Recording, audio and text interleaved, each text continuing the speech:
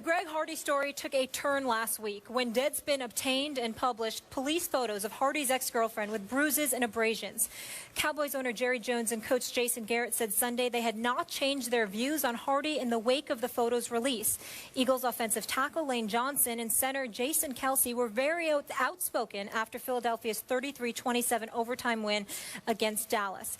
Johnson told the Philadelphia Daily News, quote, "Anytime I had a chance to put a little extra mustard on a block, I tried. He wasn't all that emotional in the game. I guess he is in other games. I don't know if the stuff got to him on the news, but he kind of seemed out of it a little bit."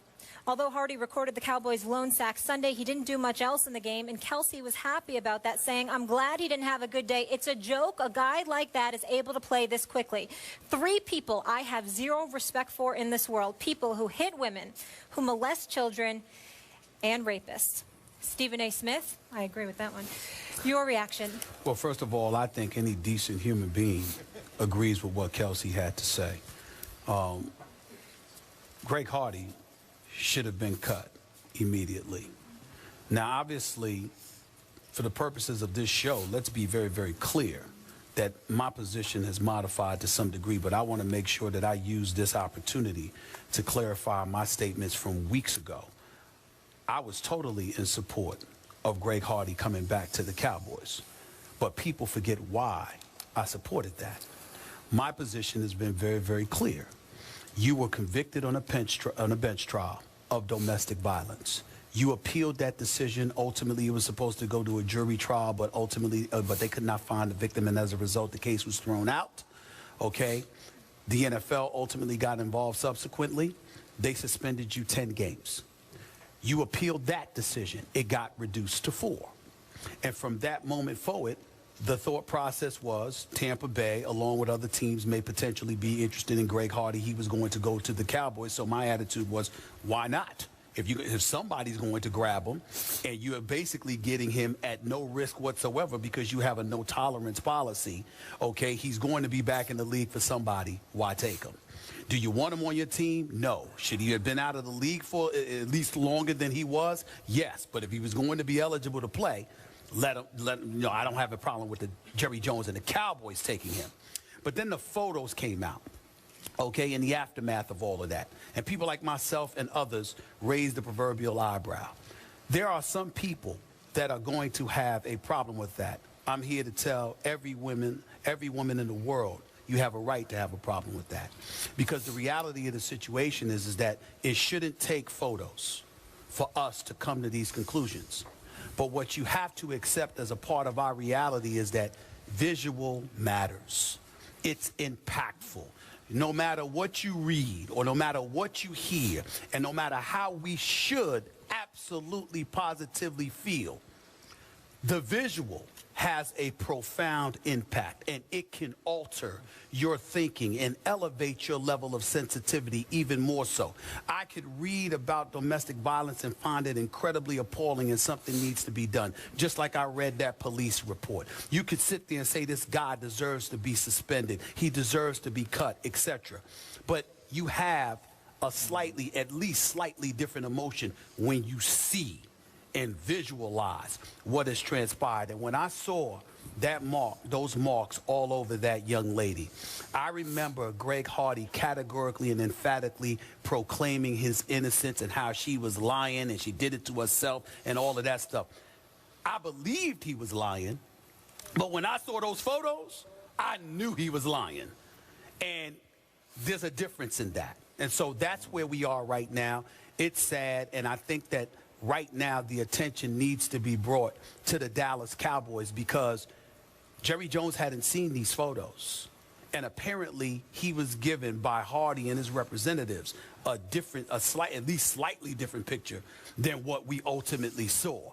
That should be excuse enough for Jerry Jones to sit there and modify his form of thinking and get rid of Greg Hardy. But the NFL had seen the photos, well, right? The Players Association had seen the photos. Yeah, but you also have to understand, first of all, as it pertains to the NFL, they did what they could do. They suspended the man for 10 games, but they have a system that they have to operate under, and he was allowed to appeal. The Players Association, regardless of how much it may disgust everybody, you have union representation, and it's their job to come to your defense, regardless of how reprehensible that you may be. We live in a society with you know, we've got vicious criminals, murderers, and what have you. What's the first thing we say? They're entitled to representation. So it's something that comes with our society. We may not like it, but it's the reality. So we can't blame the Players Association but so much.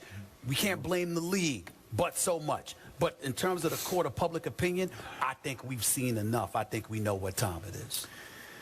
Okay.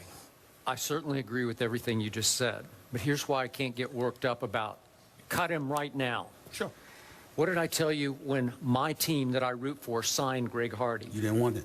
I was ashamed of it. I told you he's a despicable human being, and I don't want him on the team I root for because it's going to force me by association to root for this despicable human being. And I got to tell you, last night, my emotions were torn. They were mixed because this guy is more trouble than he's worth.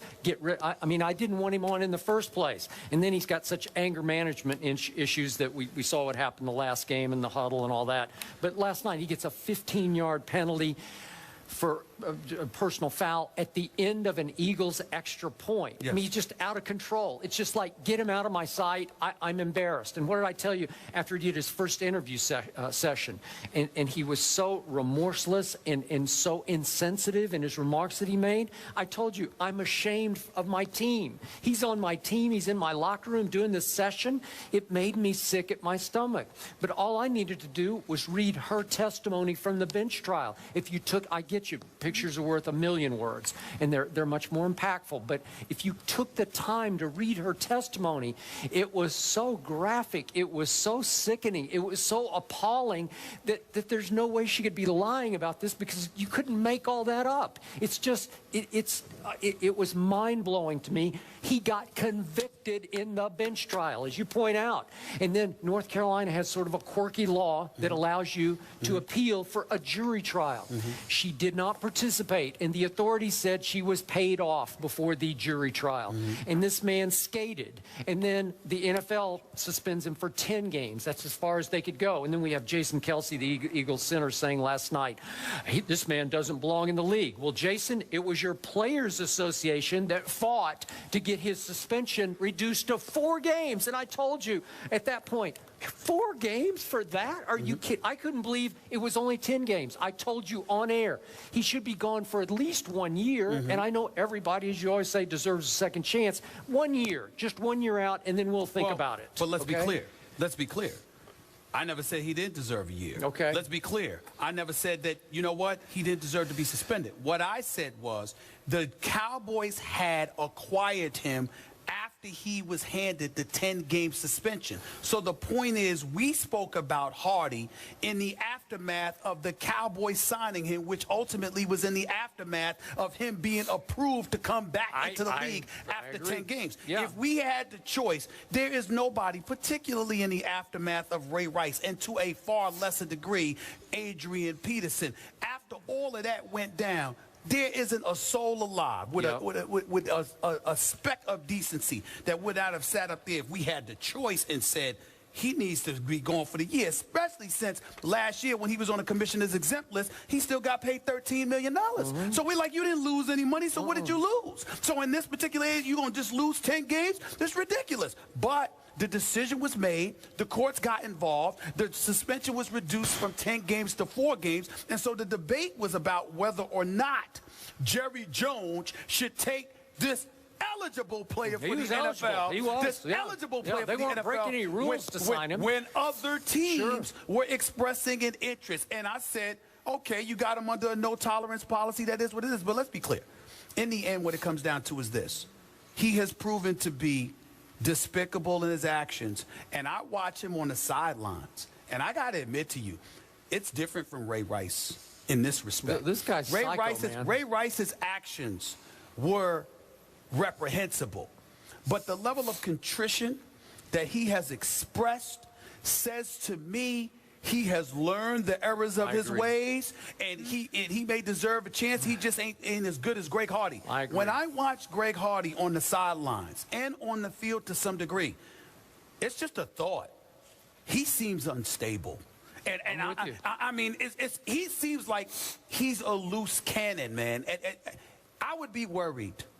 I would be worried if I was around Greg Hardy. I'm talking about anybody should be. I think there's a reason. There's something wrong there. More trouble than There's something he's wrong. worth. Go ahead. Yes. Exactly. I just wanted to say quickly, I wish that charges were still pursued by the legal system, regardless if the victim pursues them. So I guess, you know, my main issue is there, and that's out of our hands. But the one other thing I want to say is I was reading on Twitter, and so many people were saying how Nicole Holder was paid off. She just wanted the money. How about she's traumatized? This man threatened her life, was a complete monster to her, and she doesn't want to relive this every day and see him in court. So she agreed to terms. Maybe she was scared. Well, Good point. I hate that angle, Yeah, that she's a gold digger. It's It's ridiculous. Ignore those fools. Here's the deal.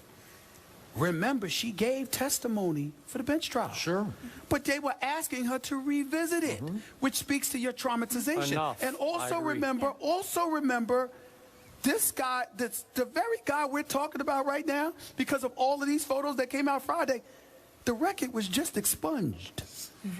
It's just expunged. So the legal system said, essentially, officially as of Friday, the legal system said it never happened. Yep, all the violent crimes It never done. happened. Well, that's- His record is expunged. Let's keep that in mind. Thank you, guys. After the break, we start a lighter subject. We head back to Mollywood. Questions from the servicemen and women here at Westover Air Reserve Base in Chicopee, Massachusetts. Stick around for that. The fans are taking control. I love it. Direct access to you, too.